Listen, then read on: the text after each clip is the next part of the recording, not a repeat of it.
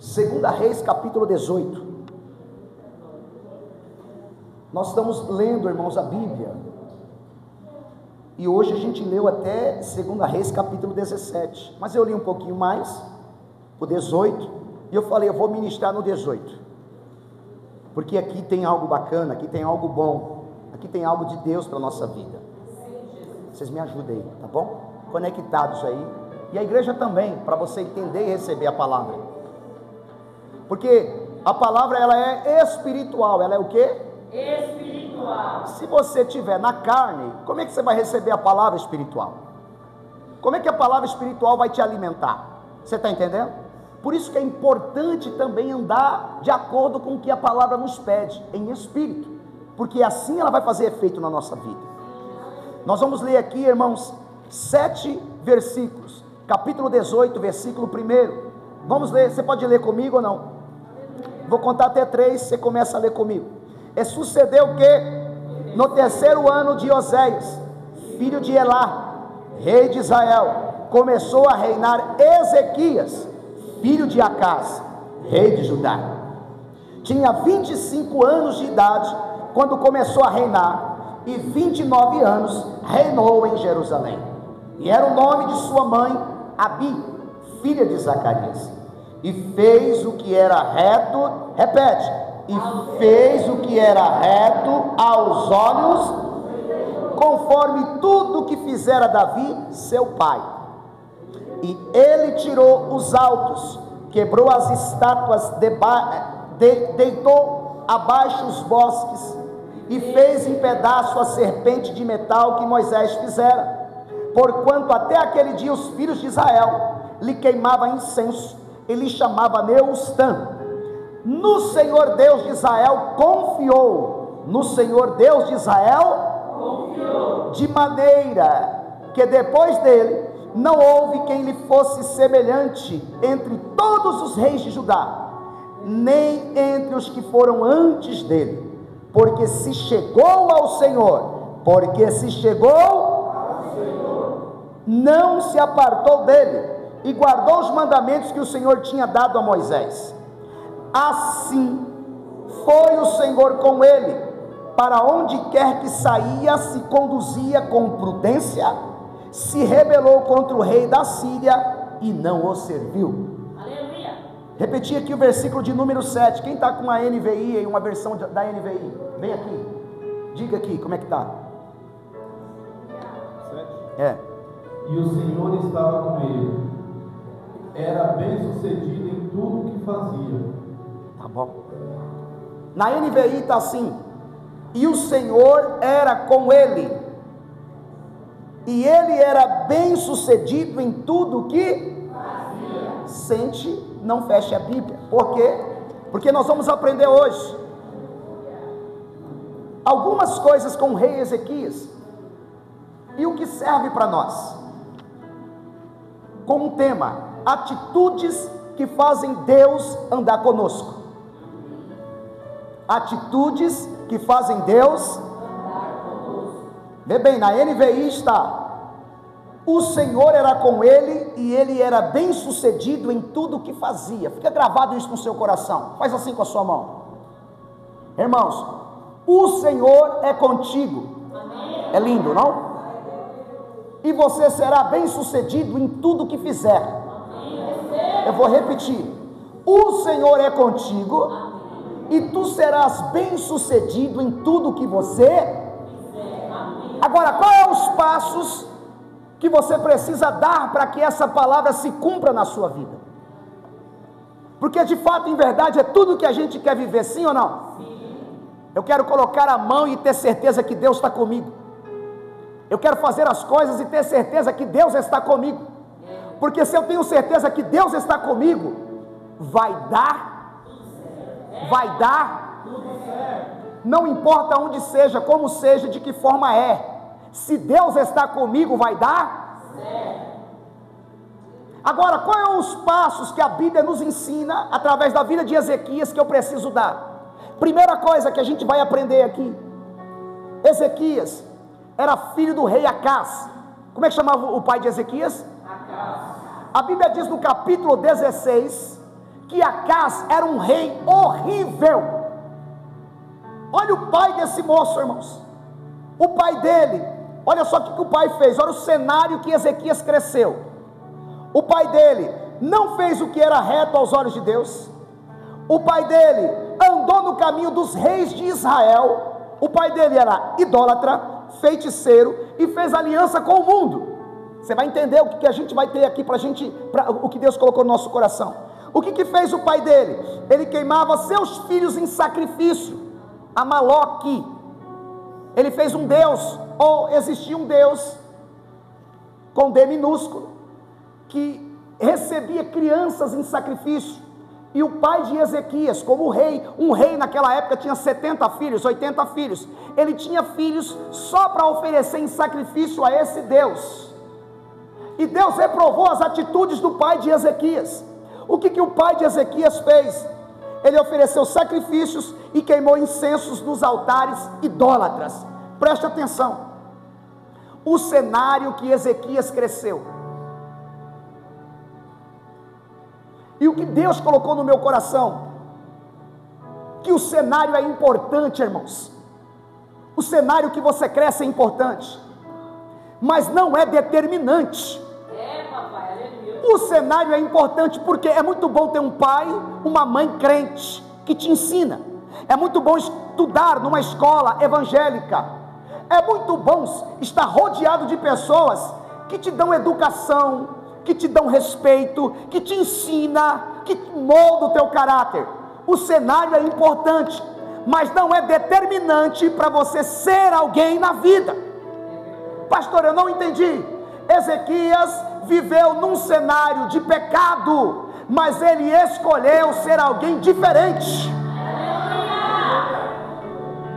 E tem muita gente que diz: você não sabe onde eu vivo, você não sabe o que eu passo, você não sabe com quem eu convivo, você não sabe o que me ensinaram. Não importa o cenário, ele é importante, mas ele não é determinante para você ser pecador ou um perdedor. O cenário é bom, pois poderia ser diferente. Tem muita gente que nasceu no berço, tem muita gente que foi apresentado na igreja. Olha como que o cenário é importante, mas não é determinante. Tem muita gente que foi batizado nas águas, tem muita gente que começou bem, tem muita gente que tem amparo, tem pai, tem mãe, tem gente que apoia, tem gente que lê Bíblia para você, tem gente que te ajuda. É importante, mas não é determinante, porque tem muitas pessoas que recebem isso, mas saiu da presença. Então Ezequias, ele percebeu, e a gente vai aprender que para a gente ser diferente, fazer Deus andar com a gente, Deus ser conosco, fazer o que a gente possa prosperar com a bênção de Deus, a gente precisa dar passos que Deus se agrada. A gente precisa estar na conformidade. Não adianta reclamar de cenário, não adianta dizer que é difícil, porque tem muita gente que diz, uma pessoa diz: pastor, mas você não sabe, lá ela não tem apoio, lá ele não tem apoio de alguém, por isso que ele está fraquinho assim. Lá a pessoa não consegue ser constante. Por quê? Porque quando ele chega lá, tem música do mundo, tem bebida, tem algumas coisas, e ele não consegue se fortalecer, ela não consegue se fortalecer, ele não consegue vir. E daí? É o cenário que está sendo determinante para você ser bênção? É o cenário que está sendo determinante para você ser pecador ou um derrotado? Não, é uma decisão no teu coração. Ezequias decidiu. Olha só o que eu aprendo: o cenário de vida é muito importante, mas não é determinante para um pecador, para ser um pecador ou um perdedor. Ezequias tinha tudo para ser igual ao pai dele, idólatra, pecador, malfeitor, mas ele decidiu, diga comigo, decidir. Ele decidiu ter uma vida que agrada a Deus. Então servir a Deus e sair do cenário ruim, irmãos, é por questão de decisão.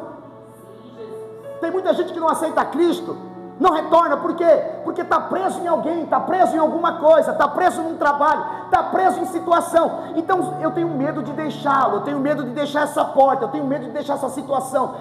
Irmãos, não é o cenário, é uma decisão que você precisa tomar. Não é um vento que você recebe na fronte, não é um arrepio que você recebe no braço, não é um sinal, alguém vai me dar um sinal, não é nada disso. É eu que decido o cenário que eu quero viver. Então eu decido agradar a... Quem é que decide agradar a Deus? Se você decidir agradar a Deus, Deus também vai ficar feliz com você e vai ter coisas, bênçãos para também te agradar. Agora, quando ele tomou essa decisão, ele fez algumas coisas. Primeira coisa, ele fez o que é reto aos olhos de Deus. O que ele fez? Versículo de número 3, 18:3. Primeira atitude: fez o que é reto aos olhos de... O que significa a palavra reto, irmãos? Sem curva, direto, honesto, íntegro, sincero, que se enquadra rigorosamente dentro da ética, digno, de elevado caráter, honrado. Isso chama a atenção de... Diga para alguém assim: decida. Ser reto diante de Deus. Isso é uma decisão. Isso não está enquadrado, irmãos. Isso não é algo que vem de cima para que você vai receber, isso vai ser transformador. É de dentro. Eu decido. Bata no peito e diga: eu decido. Eu quero ser bênção. Eu quero prosperar. Eu quero ser feliz. Eu quero ter equilíbrio. Eu quero ter a mão de Deus. Pode levantar a mão assim sobre a sua cabeça. Sobre a minha cabeça, sobre a minha vida. Tudo que eu tenho feito é como se fosse um saquetel furado, mas eu estou decidindo ser feliz e ser reto diante de Deus. Aponta o dedo para alguém e diga assim: é decisão. É a sua vida que está em jogo. É verdade, irmãos. Se você quer ser diferente, tome uma decisão. A decisão que ele tomou no meio de um cenário de pecado, no meio de cenário de penúmbria, no meio de ensinos das trevas, ele pensou: eu preciso da bênção. Meu pai só teve derrota. Meu pai não fez nada para agradar a Deus. Meu pai só trouxe maldição para essa terra. Mas eu vou ser diferente. Meu Deus do céu, quem quer ser diferente aqui, pelo amor de Deus? Ajuda aí, minha querida. Aleluias. É uma decisão, irmãos. São passos importantes para termos a bênção de Deus. São passos que vai te levar, irmãos, a estar marcado na história e deixar um legado para os seus. É um passo que você precisa dar. Eu decido ser reto. Mão pro céu. Eu decido ser honesto. Diga comigo: eu decido ser direito. Eu decido ser sincero. Eu decido ser enquadrado rigorosamente na ética, ser digno. E eu decido ter caráter. Sou eu que decido. E nessa noite eu decido que eu quero isso para a minha vida. Quem está comigo aqui? Porque eu quero as bênçãos de Deus para a minha vida. E quando eu falo de bênção, irmãos, não pensa que bênção está relacionado somente a dinheiro. Não é isso. Não. Prosperidade não é dinheiro. Porque pode ter alguém que tem dinheiro e não é próspero. Alguém que tem dinheiro e não está bem com a família. Alguém que tem dinheiro e não tem amizade. Alguém que tem dinheiro, irmãos, e não está na presença de Deus. Ele não tem prosperidade. Porque prosperidade é equilíbrio. Diga comigo: equilíbrio. Então eu preciso ter equilíbrio. Eu preciso sentir a presença de Deus. Eu preciso estar bem com a minha família. Eu preciso estar perdoado e liberar perdão. Isso é prosperidade. É você caminhar de cabeça erguida. É você comer pão com ovo. É você comer mortadela. E não, às vezes, não é picanha. E dizer: que coisa gostosa, que bênção que Deus me deu. Eu sou alguém próspero. Agora escuta, irmãos, dentro desse tópico aqui, ser reto diante de Deus é uma decisão que Ezequias tomou. E eu quero que você ouça aqui algumas atitudes que precisamos tomar que agradam a Deus, que agrada a Deus. Primeira coisa é admitir que precisa melhorar. Admitir, irmãos. Não admita para ninguém não, admita para você. Porque às vezes a gente se engana. E eu não vou me ater aqui. Eu vou dizer de algumas atitudes de alguém reto, alguém que decide ser reto, alguém que decide fazer a diferença. Então, se eu decido ser reto e fazer a diferença e agradar a Deus, a primeira coisa que eu preciso fazer é admitir que eu preciso melhorar. Segundo, eu preciso criar momentos com Deus. Terceiro, eu preciso honrar os meus compromissos, todos eles, principalmente com Deus. Eu preciso dar testemunha de uma vida mudada em Cristo Jesus. Por quê? Porque eu decidi ser reto. Quarto ou quinto, eu preciso voltar a orar, a jejuar e a ler Bíblia. Sabe por quê? Porque eu decidi ser reto diante de quem? De Deus. Eu preciso, não posso esquecer que eu sou totalmente dependente de quem? De Deus. Então, quando esses requisitos estão dentro de mim, é porque eu decidi ser reto diante de Deus. Diga para alguém: faça o que é certo aos olhos do Senhor. Decida ser reto, sincero, que você vai ter a bênção de Deus sobre a tua vida. Diante do texto, sem enrolar aqui, qual que foi a outra atitude que ele tomou, que fez Deus ser com ele? A segunda atitude é, ele se santificou, e santificou toda a localidade. Porque, versículo 4, diz que ele tirou os ídolos, tirou as estátuas, derrubou a estátua de Neustã. Irmãos, ele tirou a idolatria, ele tirou aquilo que é pecado, ele decidiu ser santo, ele decidiu se santificar e santificar a localidade. Você quer ter a bênção de Deus, mas você não quer se santificar? Para que eu possa ter a bênção de Deus através de uma decisão, eu vou ter que fechar muitas vezes a televisão, eu vou ter que desligar o celular, eu vou ter que parar com programação que não agrada a Deus, eu vou ter que parar com palavras que não agradam a Deus, eu vou ter que parar de coisas que não agradam a Deus, eu vou ter que me santificar. Olha o que a Bíblia fala sobre santificação. Hebreus 12:14. É até um clichê cristão. Segue a paz com todos e a santificação, sem a qual ninguém verá meu Deus, irmãos, são coisas, irmãos, que a gente não está atentando. Porque a santificação dentro da igreja, a santificação para um cristão era uma questão de honra. Você via na face, você via na veste, você via em todos os âmbitos, você via naquilo que ele, na vivência de um cristão. Hoje não. Por quê?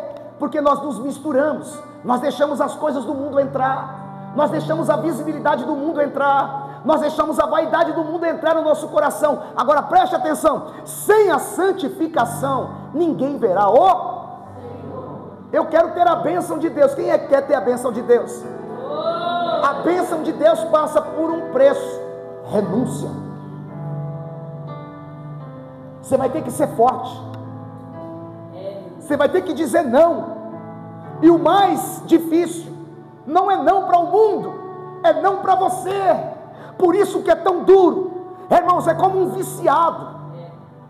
Tem muita gente que está preso em algumas coisas, está preso no ódio, está preso na raiva, está preso em algumas coisas e não consegue ser liberto, não consegue se liberar, não consegue liberar perdão, não consegue amar. Irmãos, qual que é a diferença disso para um viciado? Me fala. Ele não consegue largar a bebida, não consegue largar a droga, não consegue largar o crack, não consegue largar a cerveja. Irmãos, é mais forte do que ele. E aí a pessoa diz: eu tenho uma pendência com alguém e também não consigo perdoar, mas eu amo a Deus. Mentira. Eu quero a bênção de Deus. Você quer a bênção de Deus? Então no culto de ensino você vai aprender algumas coisas. Vai ter que liberar esse ódio. Você precisa crescer. Você precisa mudar o nível. Você precisa, irmãos, porque a gente vê, pastor, tudo que eu faço dá errado. Eu comecei a orar, as coisas inverteu. Irmãos, está errado. Não é que você começou a orar, está errado. É que você deixou de fazer as coisas certas, do lado de dentro. Tem alguma pendência aí dentro que está te barrando do lado de fora. Tem alguma sujeirinha na questão da santificação, na questão de andar correto. É alguma pequena pendência, irmãos, como se fosse um tapete, e a gente sempre coloca as nossas pequenas sujeirinhas para baixo do tapete e diz, aleluia, louvado seja Deus, agora eu quero. E aí a gente se frustra, por quê? Porque não tem coragem de largar a sujeira que está dentro. E muitas vezes a sujeira não é visível, é um tapete que você cultua na tua vida, e toda vez que essa sujeira aparece, você joga dentro do tapete espiritual que você carrega. Mas essa noite é noite de você arrancar esse tapete, porque essa sujeira vai aparecer, e o Espírito de Deus vai limpar essa sujeira. Não dá para esconder, não tem como esconder por muito tempo. Vai aparecer. É melhor colocar para fora. E isso atrapalha a sua santificação. Vê bem, o que ele tirou foi os ídolos, foi os altares que estavam no monte. Por quê? Porque ele decidiu ser diferente do pai dele. Ele decidiu ser bênção. Eu vou ser bênção para a minha casa.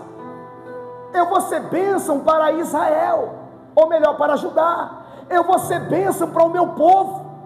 É uma decisão. É uma decisão que a gente tem que ter. E a decisão, irmãos, é arrancar. Porque muitas pessoas pensam que Deus só dá.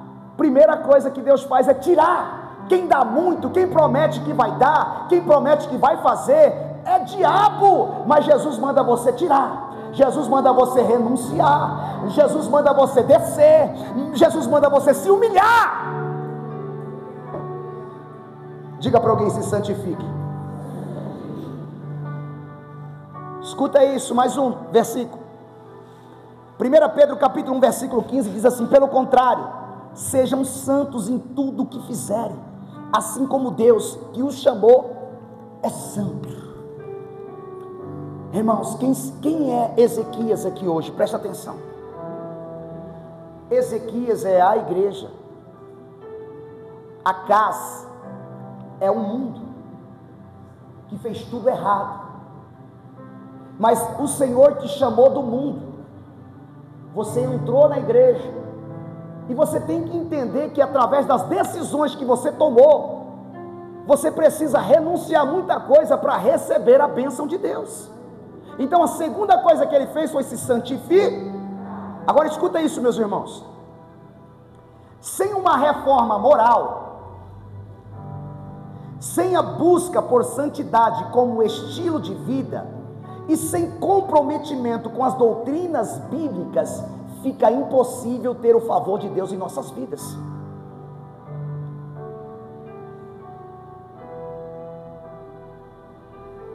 A gente ora, irmãos, na nossa casa, e eu sei que você ora também, mas cada um tem uma dimensão de oração, cada um ora por um porquê.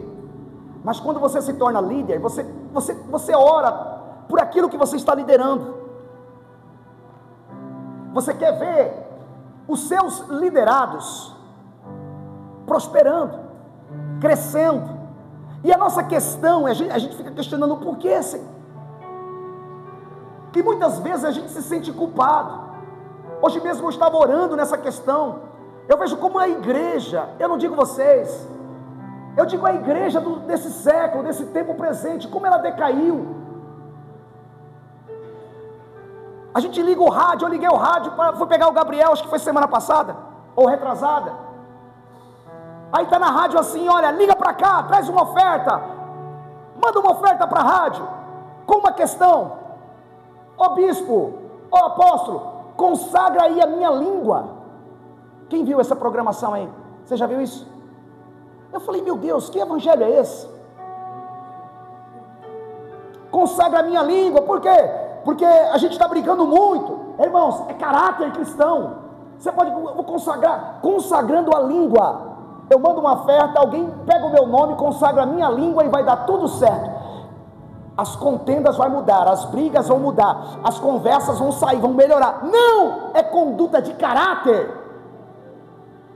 Então eu prefiro pagar, entre aspas, para que alguma coisa aconteça para mim, porque eu não tenho coragem de mergulhar em transformação na presença de Deus.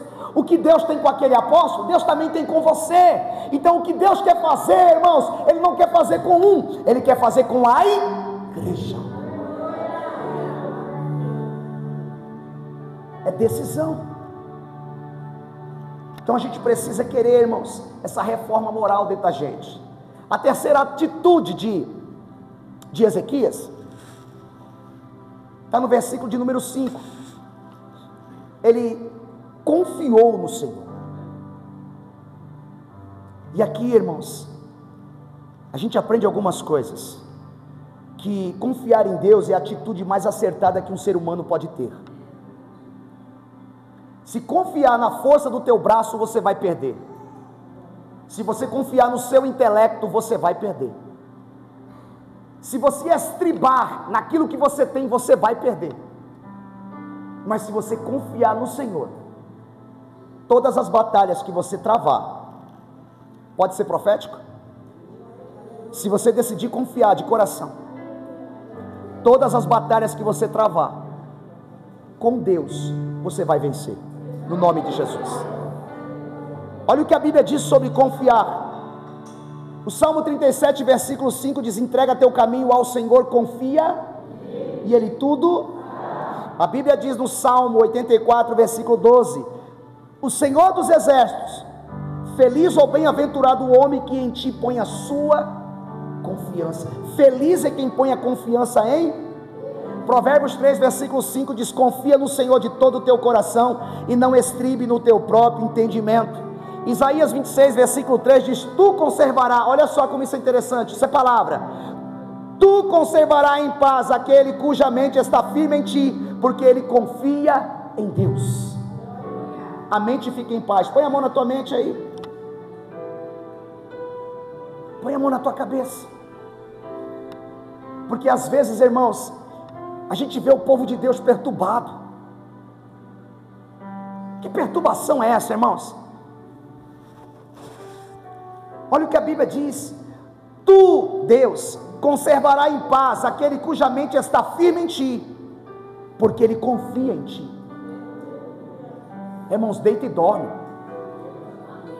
descansa, confia, fica em paz, entrega tudo nas mãos de quem? Então quem entrega, irmãos, não adianta dizer eu sou cabeça quente, eu estou esquentado, eu estou passando por problemas.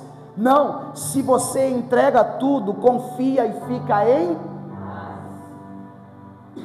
Deus. É fiel e bom, nunca desampara nem abandona aqueles que nele confiam. Eu quero pedir sua ajuda aqui agora. Você vai dizer para alguém assim, olha para alguém, diga assim: a confiança em Deus nos dá segurança, alegria e força para enfrentar qualquer desafio que esteja na sua frente. Eu vou até repetir aqui, você não precisa repetir. A confiança em Deus nos dá segurança, alegria e força para enfrentar qualquer desafio que está na nossa. Por quê? Porque os que confiam no Senhor é como os montes de Sião que não. Você vai na força de quem? Você caminha na força de quem? Quando todos dizem que as coisas não vão dar certo para você, você confia em quem? Quando as pessoas dizem que a família não tem jeito, você confia em quem? Quando as pessoas pensam que essa situação não pode mudar, você confia em quem? Então quem decide confiar, não tem batalha que vai perder, não tem batalha perdida. A confiança nos dá segurança de que Ele está conosco. Eu já disse isso aqui esses dias. Quando aquele gigante gritava para Davi, ele gritava com a seguinte forma, 40 dias, gritando: me dá um homem para lutar comigo. Olha o que o gigante gritava, irmãos: eu quero um homem para lutar comigo. Todo Israel acuado. De repente, quem é que chega na batalha? Quem? Davi. Ele ouve o gigante gritando e acuando o povo de Deus. Quando ele escuta isso, ele diz: quem é esse incircunciso? Melhor, quem é esse pecador? Quem é esse filho de Belial para falar assim dos filhos de Deus? Na concepção de Davi, eu não preciso de arma para vencer ele. Por quê? Por que Israel estava acuado? Porque os filisteus sitiaram Israel de tal maneira que em Israel não havia armas. Quem tinha uma espada era o rei Saul e seu filho Jonathan. O resto vai na pedra, vai no pau, vai em algum jeito. Então todo Israel acuado. Por isso vocês entendem hoje porque que aquele homem acuou um exército. Por quê? Ele tinha espada, ele tinha escudo, ele tinha capacete, ele tinha uma lança, mas Israel estava desprotegido. Até que alguém que percebeu: nós não estamos desprotegidos, nós não precisamos de escudo, nem de lança, nem de espada, nós não precisamos nem de usar o braço, nós confiamos no Deus que fez os céus.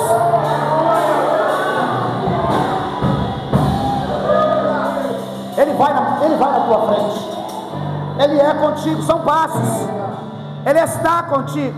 Então a gente não precisa, irmãos, se armar, se munir, a gente não precisa ser igual ao mundo, a gente precisa somente confiar. Quando alguém olha para você e diz: como é que você, com esse intelecto que você tem, pode entrar naquela empresa? Quem é a costa quente que você tem para te colocar lá dentro?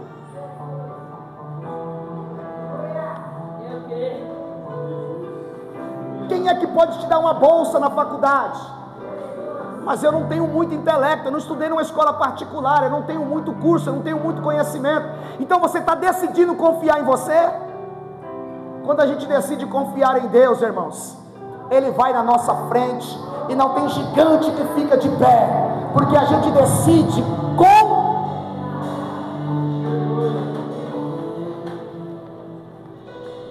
A quarta atitude aqui, que fez Deus andar com Ezequias, a quarta atitude foi aquilo que ele fez, e aqui eu vou ler, é 18, versículo 6, porque se chegou ao Senhor, não se apartou dele, e guardou os mandamentos que o Senhor tinha dado a Moisés.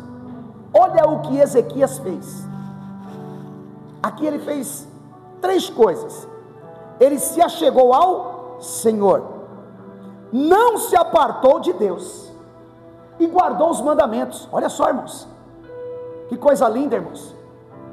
Partiu tudo de uma decisão, partiu tudo de uma decisão. Às vezes a gente decide em partes, às vezes a gente decide como um momento paliativo. Irmãos, a gente está 20 anos nisso, o ano que vem vai fazer 20 anos, e eu falo para muita gente que chegou, tem gente que chega e fala: é difícil parar de beber. Eu falo: olha, é difícil deixar a noite, é difícil deixar a prostituição, é difícil até o dia que você não decide, é difícil porque você não é decidido, porque o decidido, irmãos, às vezes ele sonha, a pessoa largou tudo, largou o mundo, ele veio cheio de carrapicho, ele veio do bar, ele veio do boteco, ele veio da noite. Sabe o que acontece com ele? Às vezes ele sonha bebendo, às vezes ele sonha até fumando, e ele diz: eu acordei, meu Deus do céu, me livra disso, Pai, porque nessa noite eu sonhei, eu tive um sonho que eu estava lá não sei aonde, e eu não rejeitei, eu caí no sonho, Mas quando ele acorda decidido. Foi apenas um sonho, foi apenas uma miragem, foi apenas uma tentação, porque eu já tive e eu já dei uma palavra e eu já tomei uma decisão. Enquanto você não toma decisão, você fica em cima do muro. Enquanto você não toma decisão, você não consegue viver a plenitude de Deus, irmãos. A plenitude é para você, a bênção é para você, só que você brinca com as coisas de Deus às vezes. Eu tô quente, tô frio, tô fraco, tô forte. E aí de vez em quando tá forte, e aí a gente questiona por que algumas coisas não estão acontecendo. Por quê? Porque você manqueja no caminho, porque você pisa na bola no caminho, porque um dia você está bem, quer tudo no outro dia, e de repente quando você está mal, você não vê o que você passa, e nem o que você fala, nem o que você faz. A vida com Deus é uma estrada de sim para Ele, de não para o mundo, reto, honesto, andando, às vezes comendo 1 quilo de sal, passando pelo deserto, às vezes com dificuldade, mas sempre dando glória ao devido Deus que nos chamou. Então a atitude dele foi de se achegar a Deus. Agora, para finalizar, preste atenção. Cenário ruim, irmãos, cenário de feitiçaria, cenário de consagração de coisas no meio de prostituição, era assim a casa do pai. Mas ele decidiu ser diferente, e aí ele pensou assim: para mim ser diferente eu não posso ser meia boca, para mim ser diferente eu não posso ser um qualquer, não vai dar certo. Por quê? Porque eu estou muito perto da cultura do pecado. Meu Deus do céu, eu estou muito perto da cultura da idolatria, eu estou muito perto da cultura da prostituição. Está tudo diante dos seus olhos, para onde você anda, para onde você olha, aonde você vai.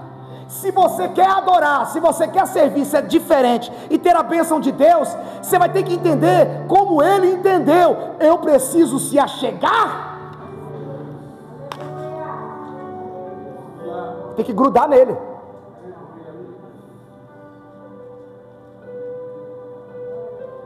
Eu vou ter que passar mais tempo com ele,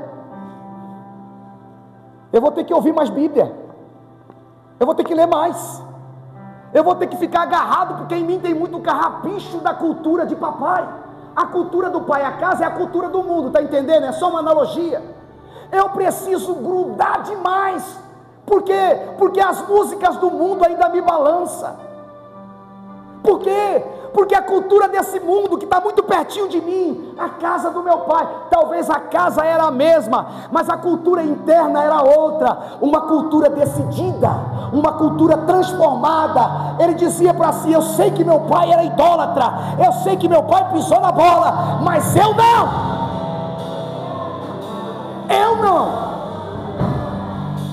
mas eu não posso, presta atenção, vacilar. Com quem?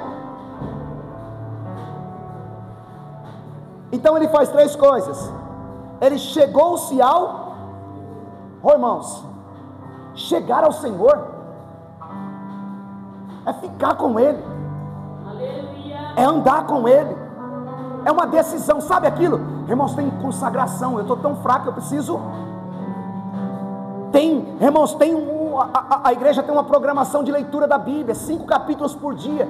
Eu não vou pular, porque eu preciso chegar tem jejum de segunda, quarta e sexta, e Santa Ceia. Então eu não vou pular, porque eu preciso chegar Mas aí alguém diz: mas isso é muita coisa. Então você não quer mudança, então você não quer bênção, porque quem quer bênção tem que ter mudança. Olhe para alguém e diga assim: mudança dói, mas resolve. E aí? Você quer ficar nesse mais ou menos? Não vai resolver nada. Há quanto tempo você entra e sai e nada é mudado? Você não decide? Você fica em cima do muro? Você quer vencer no braço? Você fez a tua Bíblia, você quer que as coisas sejam do seu jeito, você quer que Deus te aceite do jeito que você é. Irmãos, e nem crente entra no céu de qualquer jeito, ele vai ter que ser transformado para entrar lá.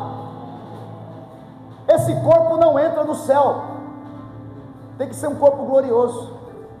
Então ele se achegou a Deus, e a Bíblia diz em Tiago capítulo 4 versículo 8, chegai-vos a Deus e ele chegará. Chega nele, ele chega em você. Busca ele, ele anda com você. Entra nele, ele entra em você.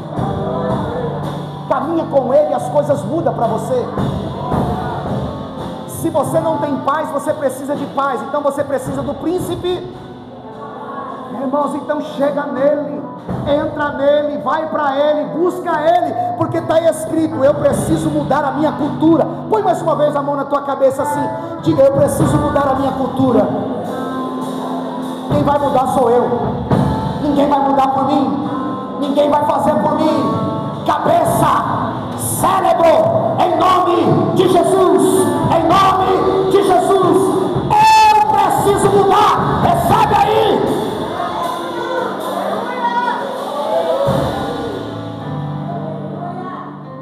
Não se apartou de Deus, não se apartou, grudou, ficou, não saiu, não titubeou, ofereceu sacrifício, ficou, se santificou, andou reto, foi diferente. Eu preciso me libertar das culturas. Então eu preciso, está lá, ó, ele não se apartou de Deus, ele não se afastou, escuta, da presença. Não troca a presença por nada, não troco a presença por nada, não troco um culto de Santa Ceia por, não troco um culto de ensino por, não troco um culto de segunda por, não troco um culto de sexta por, não troco uma consagração podendo por, não troca um culto de domingo, uma escola bíblica por a cultura do mundo, que aguente a cultura de Deus, que está impregnada na minha essência. Eu não mudo por eles.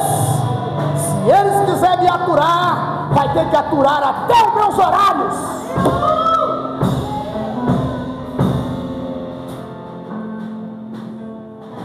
É duro, mas é real. Um crente ora, Senhor, eu quero trabalhar, mas o meu trabalho tem que ser alinhado com a minha igreja. Um crente quer estudar, mas Senhor, tem que ser um horário que tem que dar para mim da glória.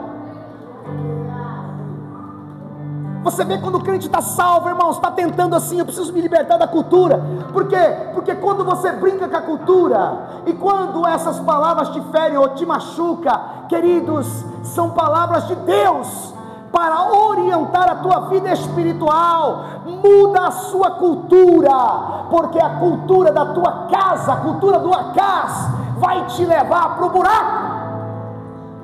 Está entendendo? A cultura tem que ser a cultura do céu. Acás, cultura da terra. Acás, cultura do mundo. Ezequias, cultura de Deus. Qual é a cultura que você quer? Não se apartou de... Diga para alguém assim, ame a presença. Terceira coisa que eu encerro. Ele guardou os mandamentos, irmãos. Imagina alguém, a palavra de Deus saiu, a palavra de Deus sumiu no reinado de Acás. Acás reinou acho que 20 e poucos anos aqui, depois a gente vê e estuda, mas, e a palavra sumiu, e de repente ele entra, e ele traz a palavra de novo, os mandamentos de novo para o reinado dele. Então ele guardou os mandamentos. Olha o que Jesus diz em João 14, 21, aquele que tem os meus mandamentos, e os guarda, esse é o que me ama. Aquele que tem os meus mandamentos, e os guarda, esse é o que me ama. E aquele que me ama, será amado de meu Pai, e eu o amarei, e me manifestarei a ele. João 14, 23, Jesus respondeu e disse-lhe, se alguém me ama, guardará a minha palavra, e o meu Pai o amará, e viremos para ele, e faremos nele morada. Finaliza aí, irmãos, dizendo para alguém assim, guarda os mandamentos. Se você não guardar os mandamentos, você não é morada de Deus. Você está se enganando. não vai ter a bênção do Senhor. Fica de pé aí, irmãos.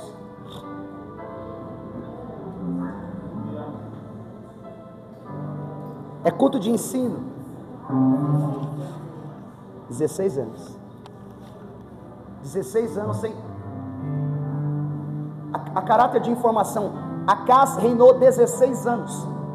16 anos sem palavra. 16 anos sem presença de Deus. 16 anos você viver numa casa. E ele crescendo, porque ele assumiu com 25 anos. Então toda a adolescência, infância dele e juventude foi vendo um pai pecador. Mas quando ele assume, ele diz: eu vou mudar essa história. Ezequias chegou perto do Senhor, não se apartou dele, guardou os seus mandamentos. Olha o que aconteceu, 18:7. Assim foi o Senhor com ele. Era bem sucedido em tudo que fazia. E aí ele se rebelou contra alguns reis e teve vitória. Mas a grande questão é essa: o Senhor era com ele e ele era bem sucedido em que fazia. Atitudes que fazem Deus andar conosco. Atitudes que fazem Deus andar. Tem alguém que quer entregar aqui os seus caminhos ao Senhor?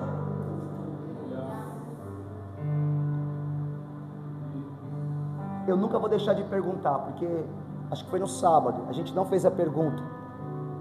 E no final a menina veio depois do culto e disse: eu vim preparada para aceitar a Jesus. E ninguém fez o apelo. Tem alguém?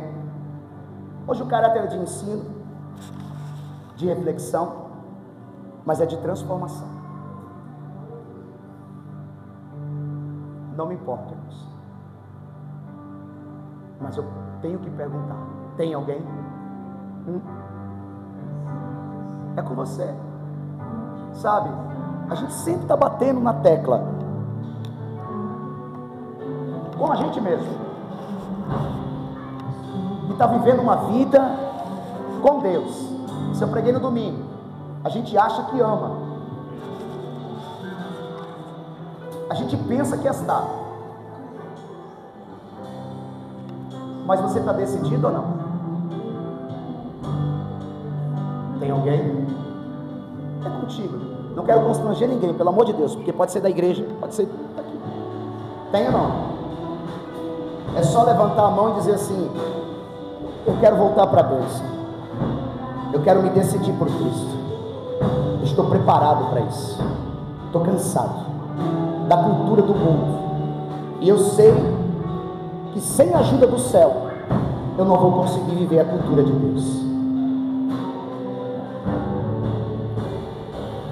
Que Deus te dê outra oportunidade aí mesmo, onde você vai ouvir depois. Que Deus te abençoe. Aplauda o Senhor.